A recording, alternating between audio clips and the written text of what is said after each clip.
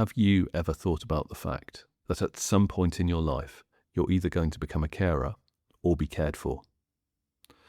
Now imagine being a carer 24 hours a day, 7 days a week, with no time off to refuel or even just be yourself. Today's guest found a way to change that, using technology, empathy, and some very clever thinking.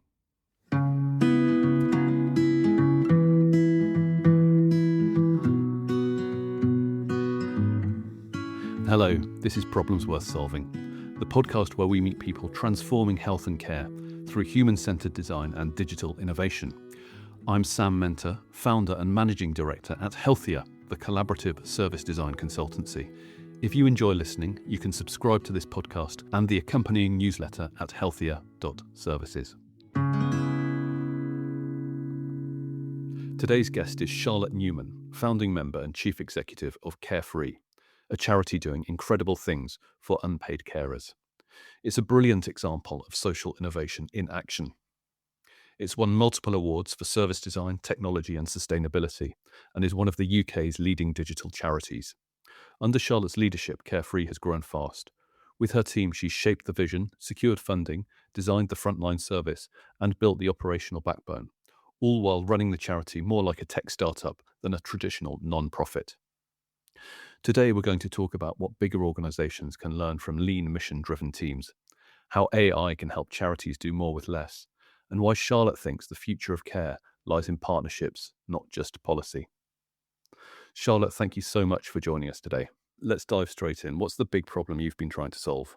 It's access to respite for unpaid carers. So few of us realise it, but there are 5.7 million unpaid carers in the UK.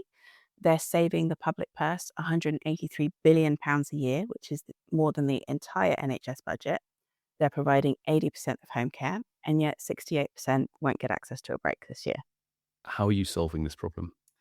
So there are 1 million unsold hotel rooms in the UK every week. We have basically created a tech platform that enables hotels to easily donate their excess capacity to us that we can then distribute out to unpaid carers so they can choose when and where they want to take a break away. They can take a companion with them.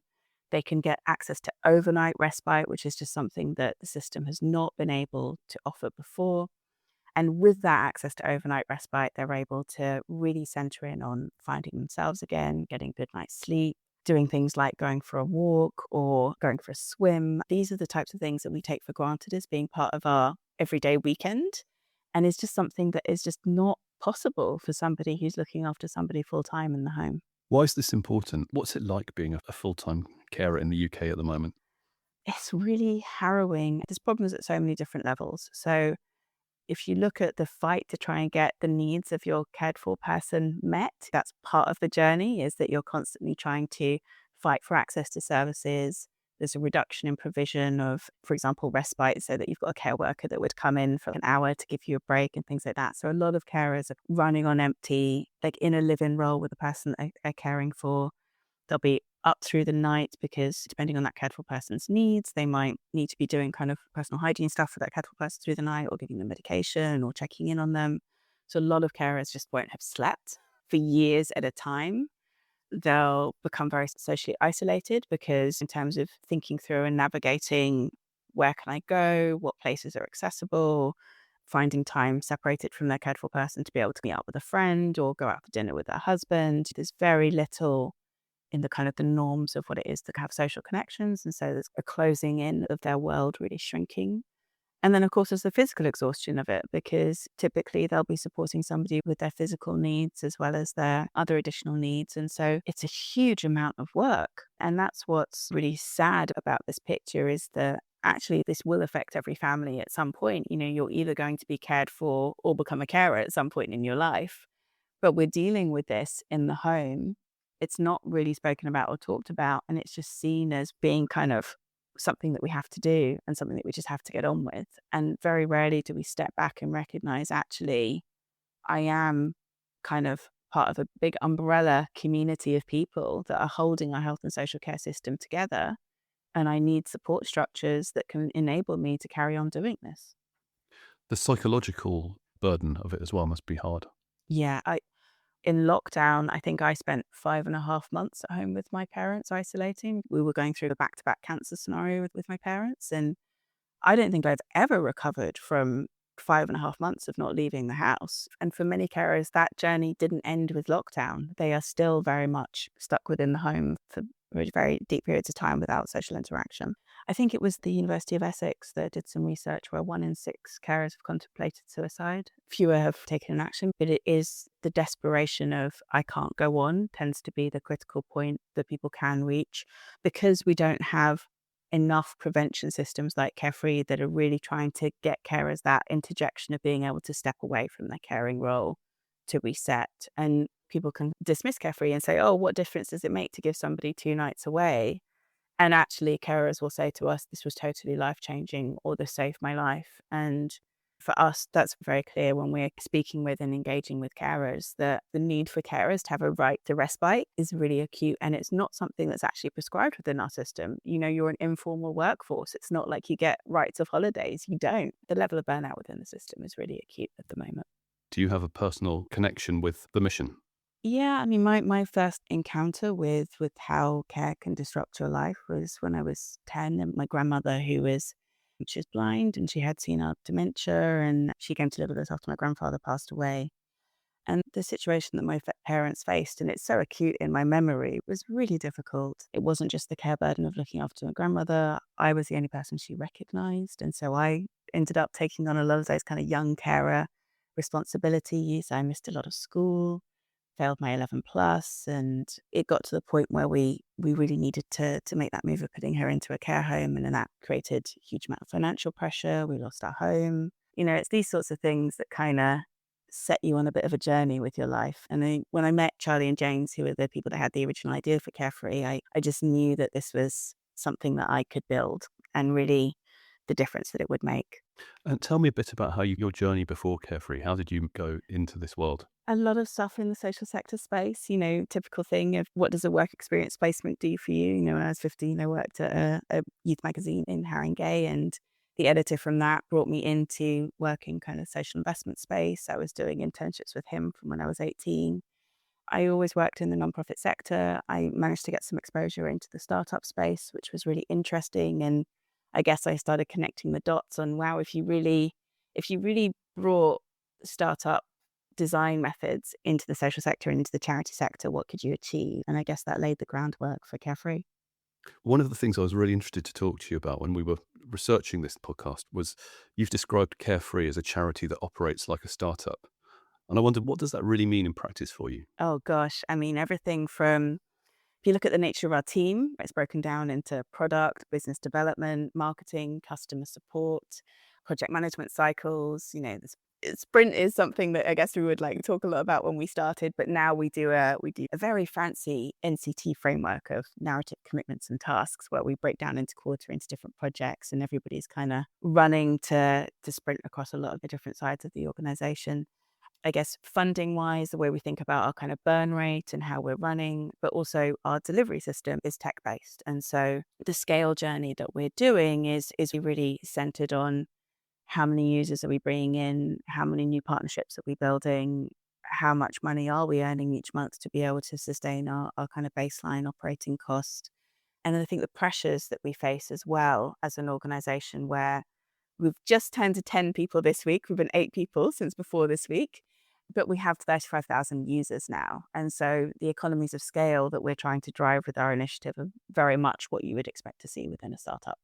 Have you previously worked in big organizations, and how does it feel different in Carefree to No, that? I have never worked in a big organization. I've always worked in very small charities. To have a charity that goes from a 2-person team to an 8-person team and now a 10-person team feels mega. But we've always tried to deliver at a corporate standard. And I think I'm very lucky with my CTO, Joey, who's an incredible person. He is kind of the machine behind what we're doing at the moment.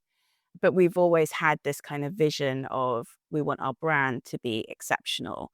Any piece of work that we're doing needs to be at corporate standard. And the way we think about things is, I think, what you would expect to see within a startup that was trying to deliver returns for its investors. And for us, that's the public benefit. I mean, we incorporated as a charity because we truly believe in the mission of working purely in the public benefit. But how we want to deliver that social intervention is to create game-changing scale and to really solve a problem for carers that nobody else has been able to do before. When you were thinking about the charity from scratch, how did you design the way that you wanted it to work? Yeah, I mean, the theory of change was absolutely fundamental. At the time, we were reading a lot of, and there was a Harvard Business Review article on creating social value, like economic and social value at the same time, and how that can create this kind of win-win space for innovation and growth. We are very dependent on our work with corporate partners. So the hotels that are donating rooms to us are the linchpin in this kind of ecosystem of our theory of change. So we have to be delivering a service to them that fits with all of their operating requirements and doesn't create any cost or friction to their business. So the theory of change was like a very key anchor. That led to kind of a picture of what do we need to build a product level. So in terms of the tech, so although Carefree is a very simple idea, you've got these unsold hotel rooms, you've got carers in need of a break. Our platform has a number of different sides. So for example, a lot of carers in the UK are hidden, unidentified. They're not registered with any care support services. So we had to build a whole digital self-referral pathway that's very sophisticated, literally meets NatWest Bank standards of, when you're doing digital identity verification for a user. We had to build a community referral pathway so that we could easily connect in with local care support organizations to refer carers, an app for our hotel partners where they could easily access their kind of inventory and impact dashboards. And then, of course, you've got the Breaks Hub platform for the carers, and then our own internal operating systems and tech, which is a lot of like big customer support systems run through Intercom and things like that. Huge number of things to think about when it comes to the architecture that was built on top of the theory of change to deliver what we're doing. And you're running all that with 10 people. 8 until this week, but yes, 10 now. We've just had our first growth marketing person and we've just hired a development manager as well. Oh, wow, that's really exciting. Yeah, absolutely fantastic. Can I just go back to the theory of change you were talking about there? Can you summarize what your theory of change is for this? Yeah, so it is about creating a more regenerative social care system. So the premise that we will always be relying on unpaid carers to provide this backbone of our health and social care system. We need them to be able to carry on caring in their caring role. And so what's that funnel of that access to respite create for them? So for them, it creates increased wellbeing outcomes, like more coping resilience within their role. For care support organizations and local authorities, it means that they are able to do something that can promote care well-being that doesn't come with a budget line attached to it for them, so they can maximize the use of their very limited resources when it comes to the budgets that they have to support carers. There was some research a few years ago that said that in terms of kind of carer breaks funding that was going through from central government and the Better Care Fund down to local authority level, it's £19 per person.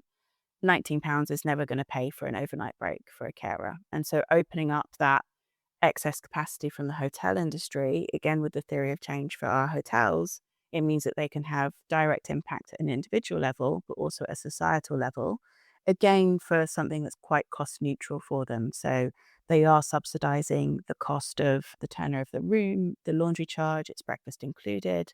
But it might be that the carer has dinner in the hotel or something like that. Hopefully it balances out for them. But it does mean that they can create what's called like more resource efficiency from an ESG perspective out of what would otherwise be wasted assets. And then looking at the long welfare picture, when we think about the general public, 3 in 5 of us will become an unpaid carer at some point in our lives.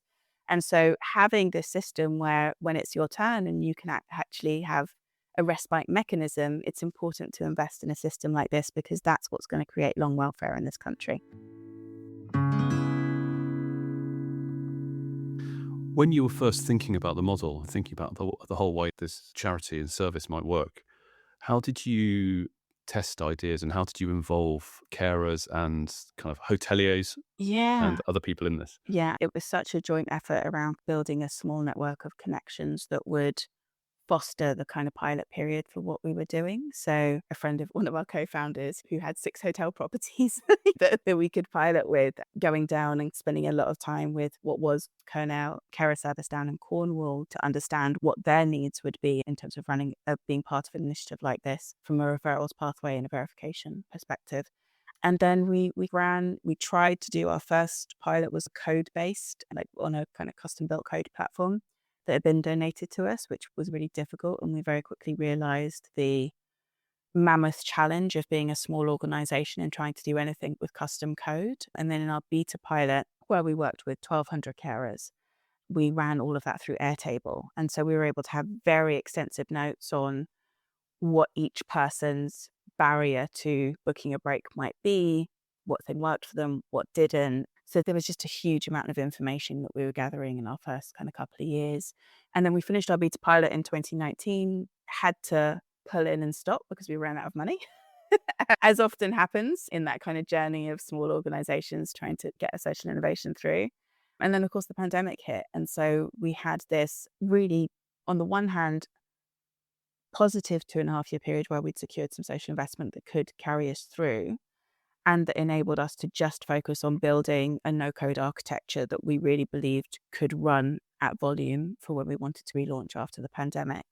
And we wouldn't have had that kind of heads down time without being in a situation where there wasn't a pressure to run breaks delivery.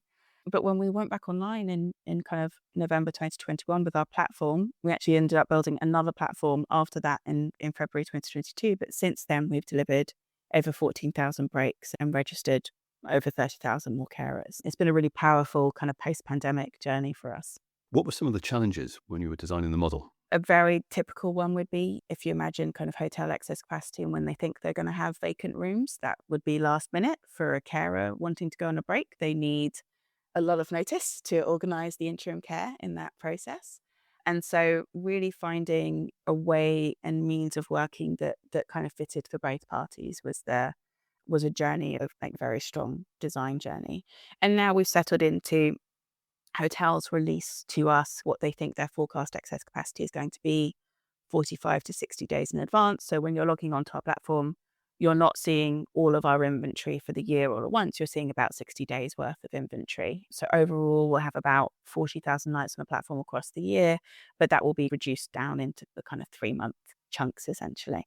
One of the things for Carefree is that as an issue, this has been a pretty invisible issue from the trusts and foundations space or the grant funders space.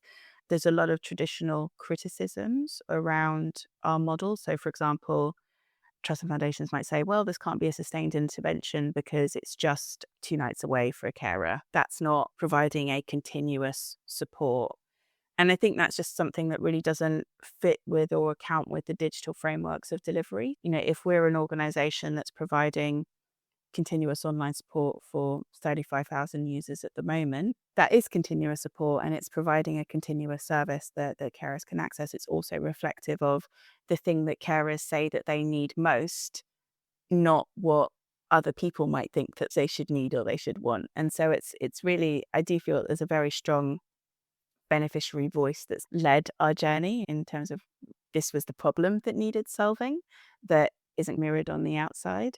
And then another thing that people might accuse us of, which again feels really unfair, is that this would just be a whitewashing initiative for hotels. And really, like, this is an initiative that was created for carers by carers, but also the hotel partners that we're working with could not have been more generous in terms of really incubating the small charity with a big idea to create some really radical social change. And yeah, I think that it's very weird how corporate partnerships are interpreted within the social sector space, and very easy lines that people can say of, oh, that's just whitewashing, or oh, that's just this. And it really detracts from when there really are amazing things that are happening.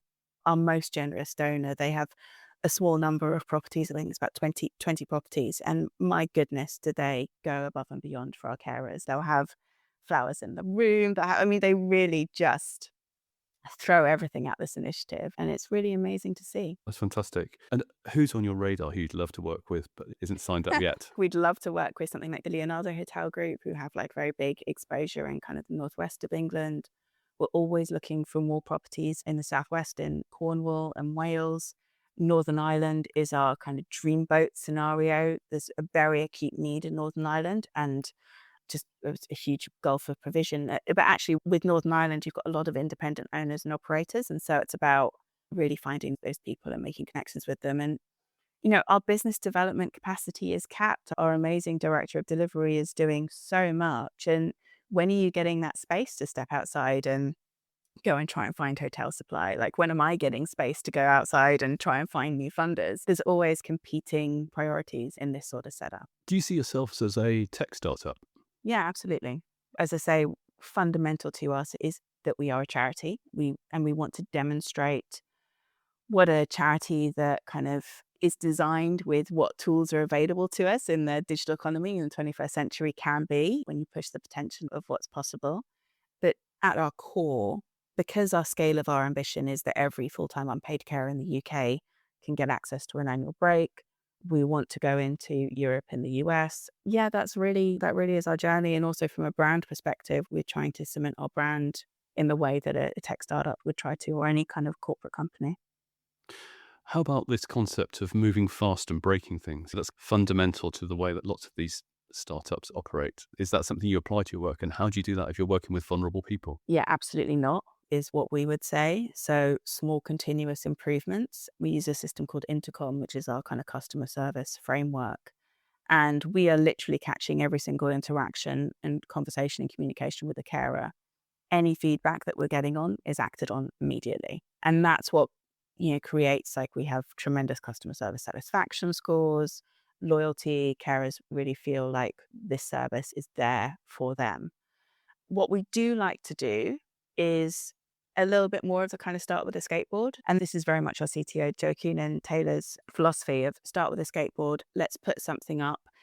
As long as it can be reversed quickly, if it doesn't work, let's try it. And so I think it was about 10 days ago, Joey said, "Oh, had an idea about an AI travel agent that we could, once the carers had a break confirmation, let's do something to help them get ready on their break journey, send them potential travel routes and what they could do in terms of the area that they're going to." And 10 days later, we pretty much have an AI travel bot that we'll be testing out. So Wow. So we do like to try things, but we'll do them with segments of our users. We'll say, okay, we'll launch this we have funding from the City Bridge Foundation. So a lot of our experimentation is actually being fueled in London right now. So we'll say, okay, we'll launch that travel agent chatbot with carers registered in London and see how that goes. And then we'll expand out from there. What are some of the pivots or mindset shifts you've had to make as you've gone through this journey? Yeah, like definitely no code was the major one. I mean, at some stage when we need to do API link ups with hotel groups, we will have to transition to a custom code platform. But for the next 2 years, we're working with a fantastic company called Glide that's providing the baseline of our platform infrastructure and really giving us lot of flexibility to build and change and shift and grow in the way that we need to.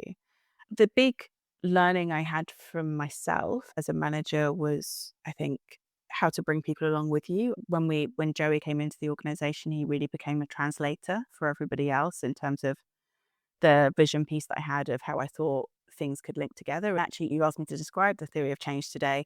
Written as a diagram, it's an incredibly complex kind of cycle. And so being able to translate that for people and put things into a kind of a much more simple framing, I think we've learned a lot about simplicity. And actually, from a mind shift perspective, the thing that I'm most proud of is that we really don't do big strategies. We do a strategy in a sentence. In 2021, our strategy for the year was, let's make the operations sing on the outside. And for us, that was like, we really want to nail customer service operations and how our flow of monthly break bookings. And the next year, we were like, okay, let's make the operations sing on the outside. And then we were like, okay, let's look at our marketing infrastructure and, let's check out our external comms and how we're taking people through the user journey from registration through to bookings. And this year it's about getting people to come to us. And we've set that as our kind of our benchmark for the year. And sure enough, Healthier kind of came along and said, hey, would you contribute to our AI report? And now we're sitting doing this podcast today.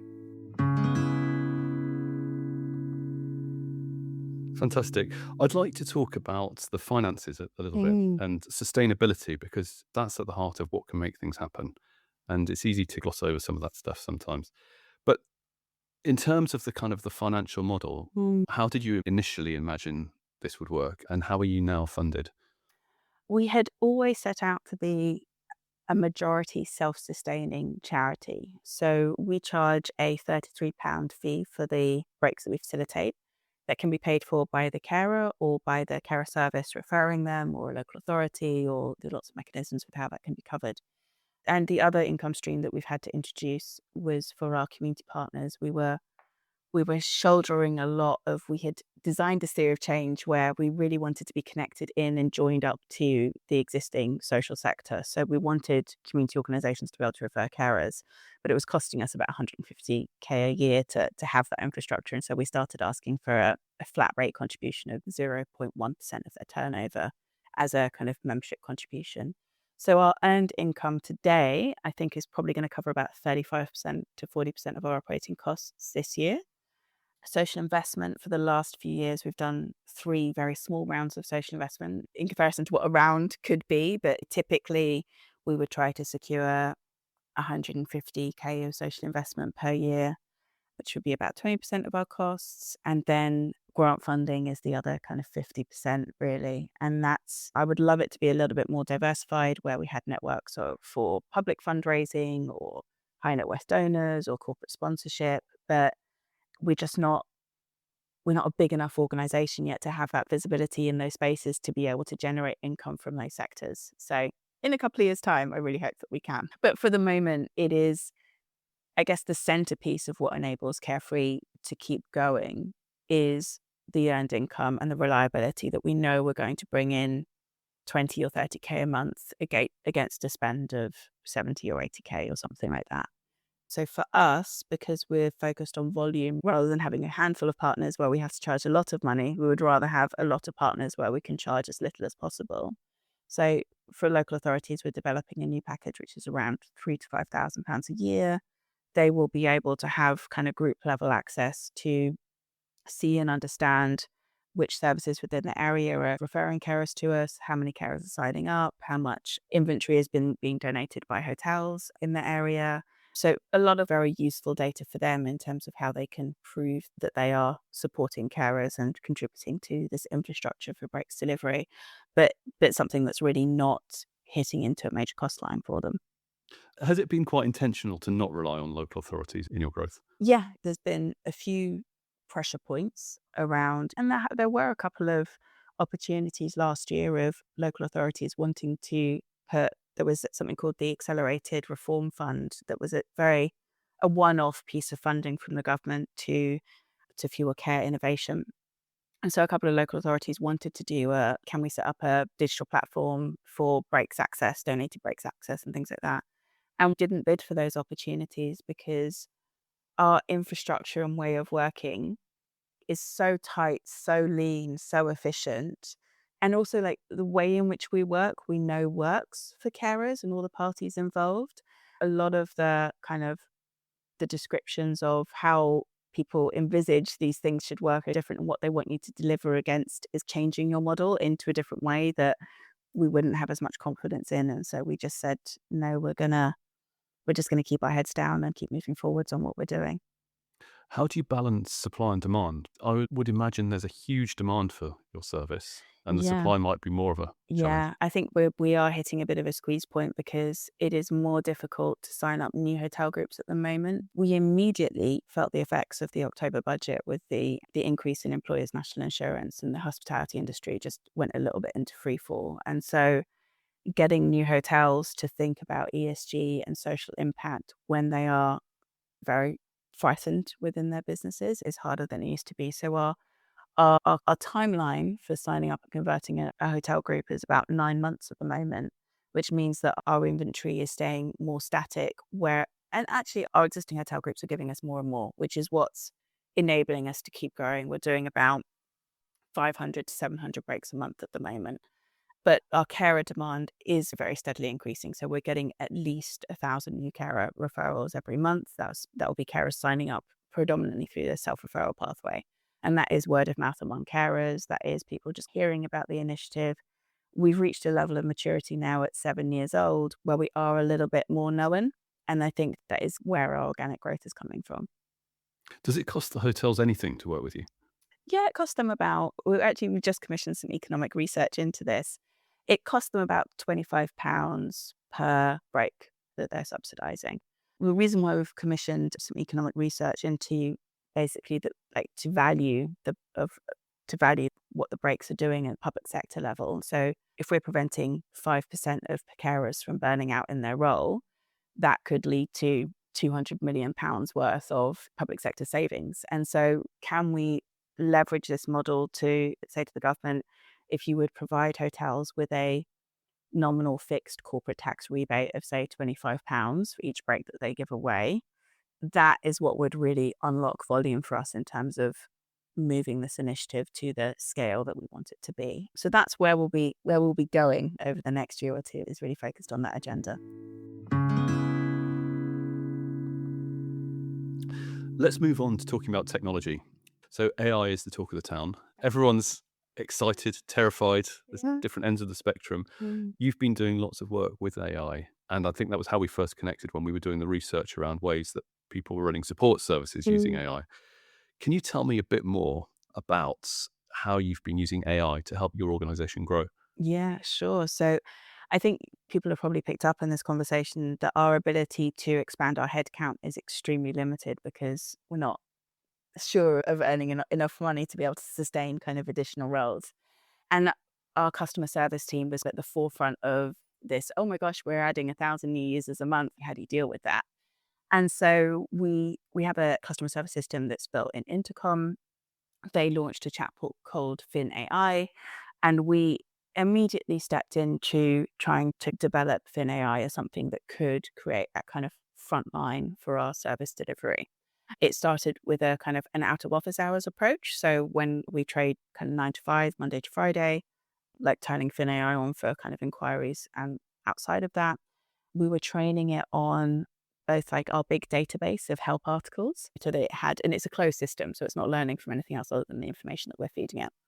So we had lots of help articles, but if you just left it at help articles, the AI would get stuck over if this, then that. And that wouldn't really get users to a place where they were having their issues resolved.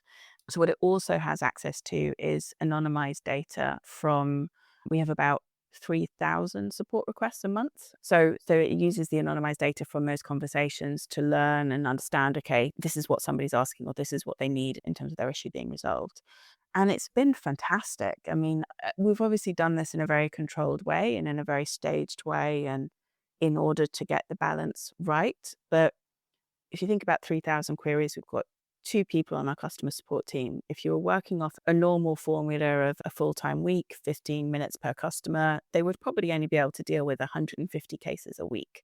What we're now doing, and we have FinAI turned on all the time, is that basically only about 30% of cases will be surfaced through to our customer support team. So a manageable load for them, because over 70% of cases are now being resolved by FinAI with a 93% satisfaction rate from our carers. We're very transparent to our carers that this is a chatbot and give it a go, see if it will help.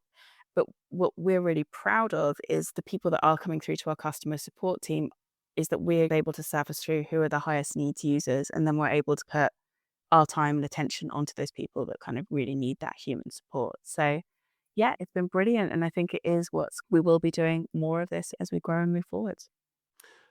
How have you made sure that those chatbots are able to reflect your core values, Mm. warmth and care and that side of things? Yeah, I mean, I think this is the customer service team and the language that they always use, the way in which they behave. They've really treated it like like an additional team member in how they talk to it and how they adjust it. Also, all of the FinAI conversations will be reviewed by our director of delivery and our head of customer service. And like putting in that base layer of if FinAI has done something or said something that doesn't feel quite right tonally, they'll tell it, like they'll feed back to it. And so there is this kind of constant feedback loop that's happening as well that I think has been really important So in the it's like process. training a new member of staff. Totally. Yeah. And how do you think about the balance between kind of technology and human connection in care?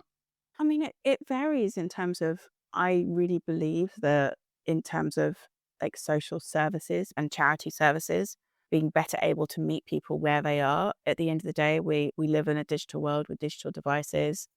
making life easier in terms of what we're able to access from our smartphones. And so much of a carer's time is spent really trying to fight to kind of phone calls, letters, trying to get access to the medical appointments, all these things that could, or even like benefits applications. There's so much scope in that sense to make people's lives easier in accessing services through the intervention of digital technology.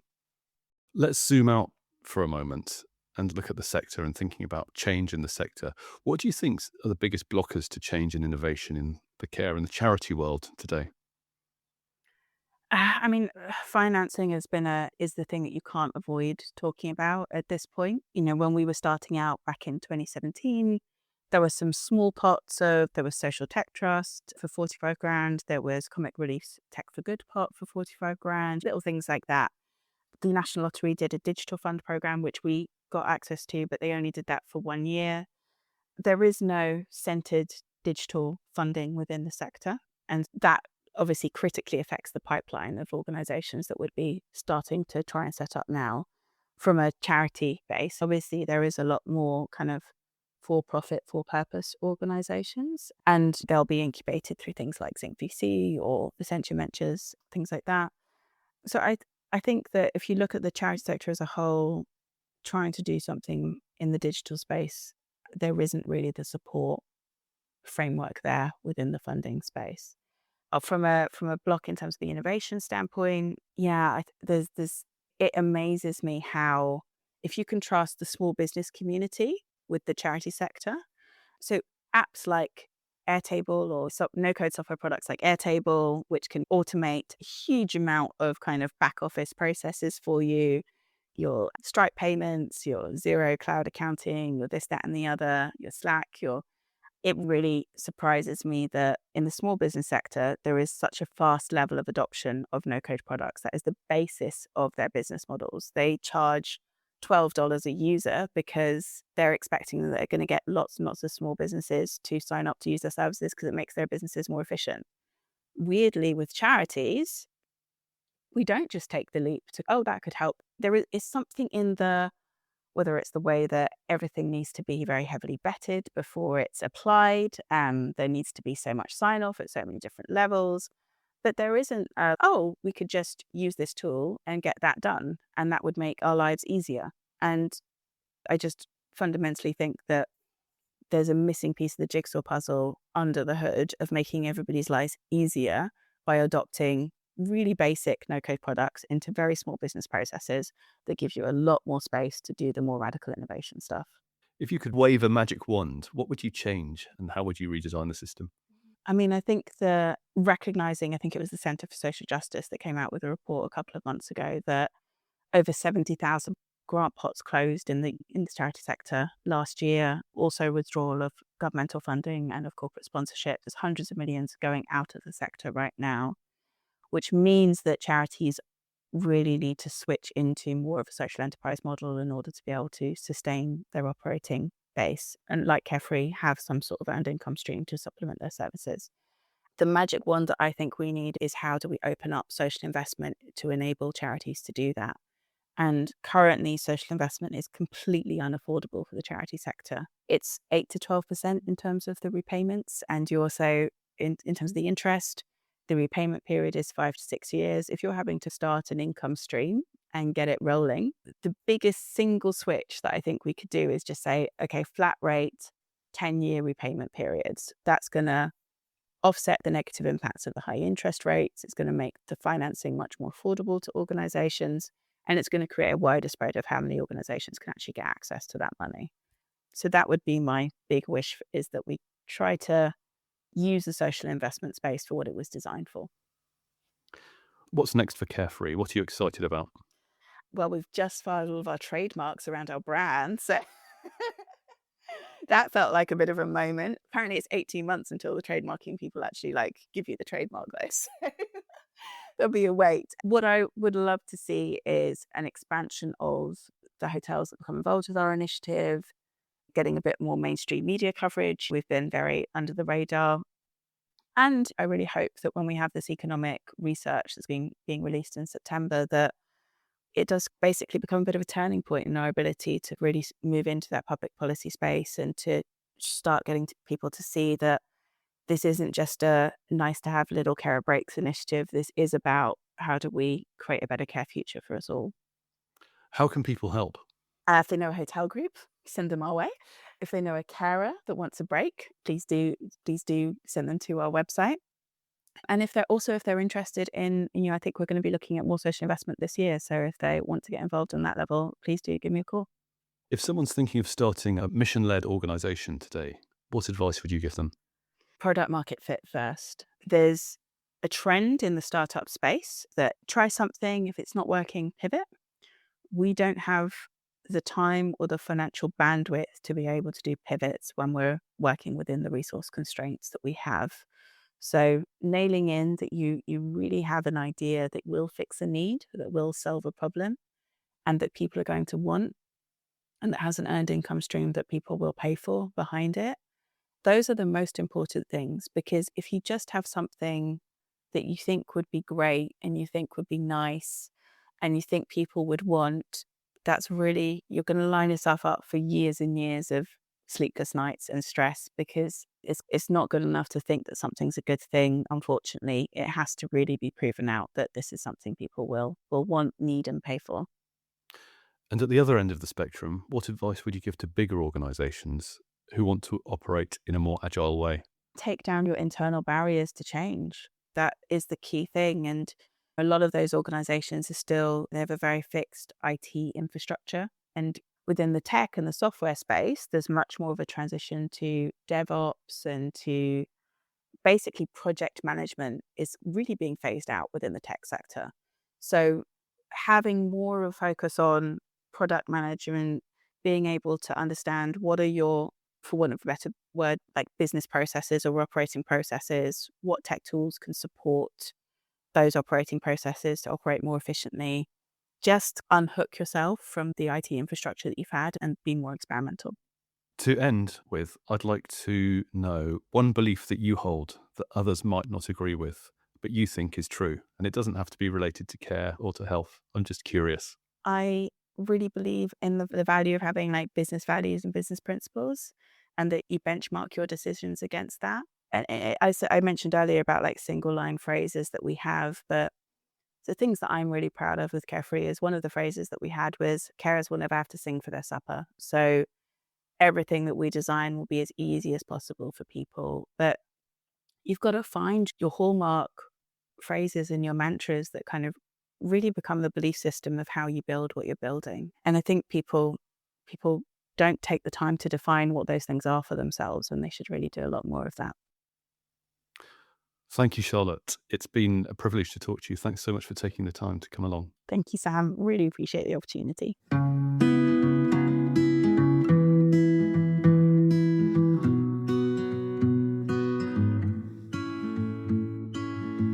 Problems Worth Solving is brought to you by Healthier, the collaborative service design consultancy for transformation in health, care, and public services. Find out more about how we can help you deliver user-centered change at healthier.services.